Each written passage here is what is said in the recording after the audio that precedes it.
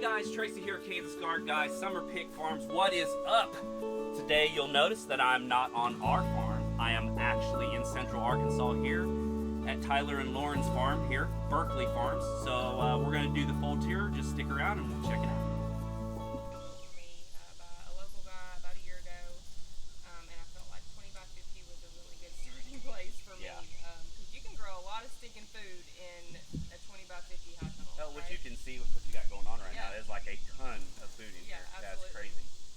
I wish I could get, like I was saying earlier, I wish I could get my tunnels to look this good. If I could get my big tunnel to look like this, this is amazing. It's very beautiful. You've done a very good job in here. It's amazing. So what do you got? I see you got some peppers. What are those peppers over there?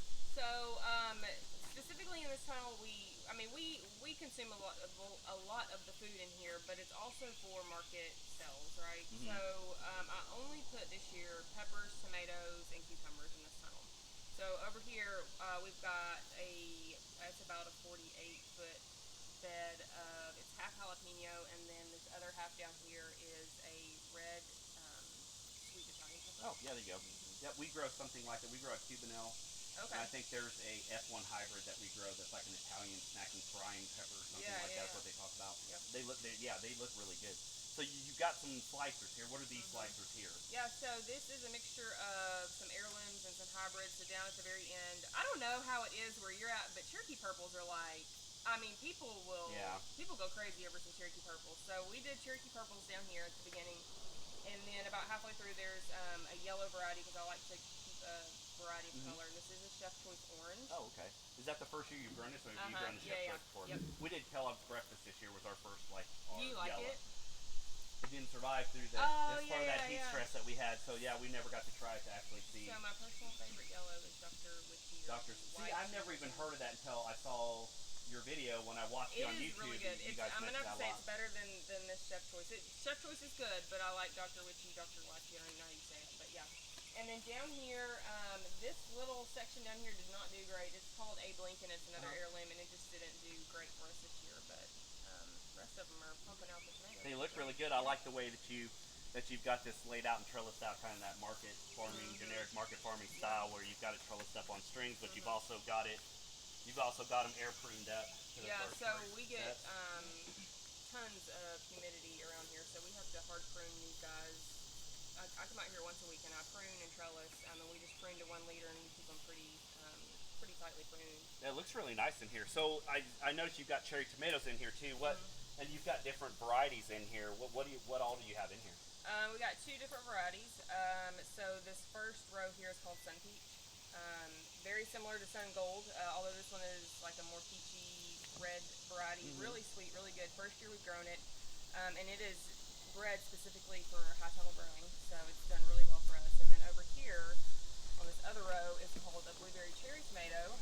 And until we grew Sun Peach, the blueberry cherries are our favorite, but now the Sun Peach is our favorite. So I've heard you talking about the blueberry more than one time on your guys' videos.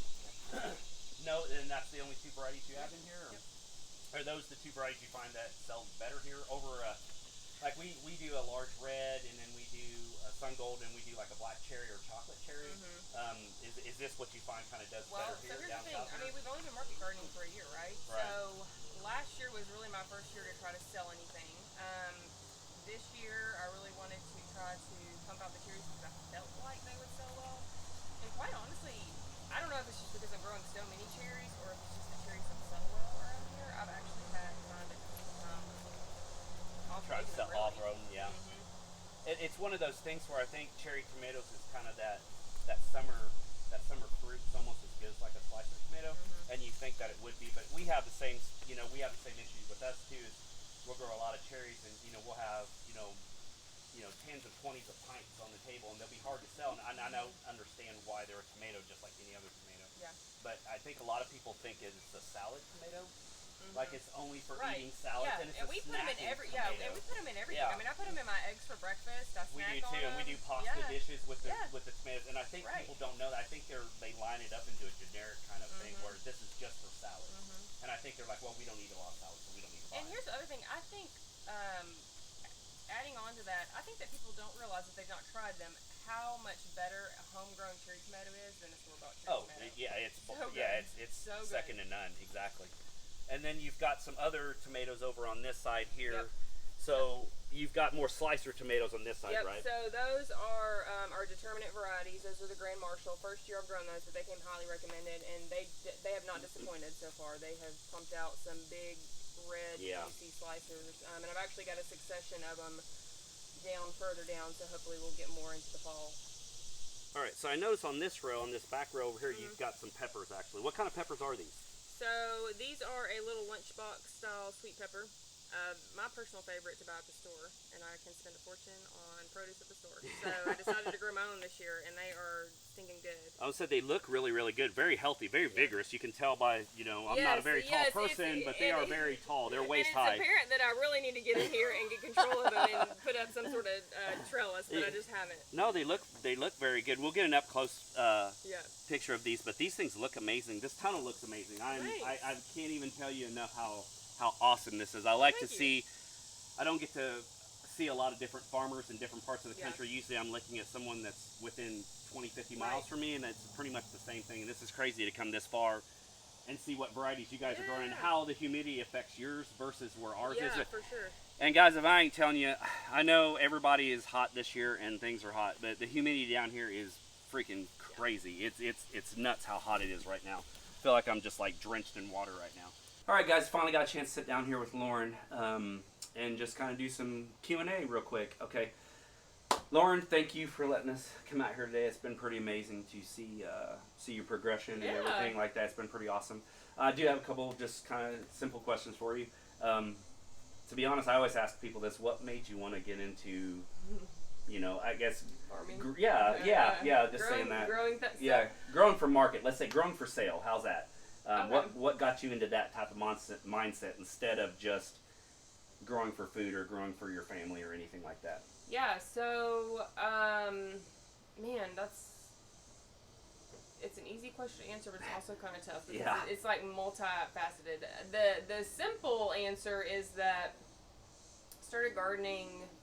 Gosh, we used to live on like a little quarter acre lot, and that's where kind of the passion for gardening started. This was 10 years ago maybe, and then we moved out onto our property here, and gardening kind of became something a little more, and each year it just grew a little bit more, and eventually, I mean, it was just this hobby, and I thought, why not try to turn my hobby into something that could be profitable for my family, and that's kind of where it evolved from there.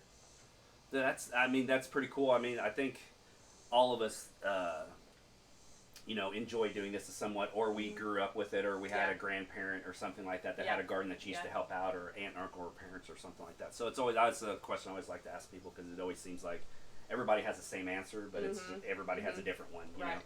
So when how long has it been since you've had? I know you've got the little greenhouse that we see in the videos and stuff like that. How long has it been since you've had that big one out back there? The tunnel. Yeah, the tunnel itself. The tunnel I've only had for a year. So this is only my second summer season growing in the tunnel. Everything used to just be grown right out there out front in that in-ground bed. And actually that used to be some raised beds that we tore down. Oh, I got you. And it was a pretty small little growing area. And then when I decided to get into market gardening or market farming, is when we had the tunnel built. I got you. So you think it was worth it having the tunnel? Oh, absolutely. I don't know. I'm not.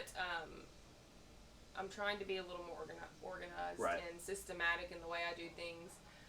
So this is the first year that I've really measured poundage and keeping track of like actually how much food I'm producing weekly. I got you. So I can't tell you for sure how much more, especially tomatoes, like how much more tomatoes I'm producing in that tunnel versus in an uncovered space, but it's for sure more. It's very beautiful in there. Like what I noticed the first time walking up, I mean, you can almost see it from here. I mean, and it's a pretty long distance, and you can almost see the tomatoes from here. But I'm pretty impressed on how much stuff you do have packed in such a small space. You watch the videos and stuff like that, and you see it from more of a person looking in, kind of looking through a window, kind of everything. And then when you're personally here, in front of it, everything looks completely different, because it's like the first thing I saw when I walked, I was like, holy cow, I'm really impressed on how much stuff you have crammed in here, because it doesn't look like that. The videos don't portray that. Yes, so it is intensively planted. The first year, which was last year that I grew in it, I did not plant nearly that much because I had never grown in a tunnel. I didn't know what to expect. I didn't want to set myself up for failure. So much less last year, but this year I was like, okay, last year went well. Let's just do it this year, and it is very intensively planted this year. Well, you're doing it right, because it looks amazing in there. I love the way everything, how you've got it all pruned up to the first fruit sets and everything like that. That's just something that, to me, hey Boomer, to me, it's I like the way you see stuff like that. It looks very good. But I don't know. Do you have any questions for me while I'm here? Questions for you? Well, I need you to teach me how to grow lettuce.